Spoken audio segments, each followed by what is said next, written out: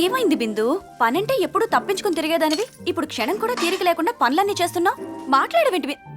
ఏమైంది? పనిలో పడి మర్చిపోవడానికి ట్రై చేస్తున్నాను. దేన్ని? ఎవరిని? నాని అస్సలు పట్టించుకున్నట్టుగా అతన్ని ఏడిపించాను. ఇప్పుడు అస్సలు అందనంత దూరం వెళ్ళిపోయి నన్ను ఏడిపిస్తున్నాడు. ఏడిస్తే మర్చిపోవచ్చు అంటారు, కానీ ఏడ్చే కొద్దీ ఎక్కువ గుర్తుకొస్తున్నాడు వదిన. అందుకే ఏడవడలేదు. నాని కోసం ఫీల్ అవుతున్నావా? మీకెలా తెలుసు? Come on Bindu, I'm your friend.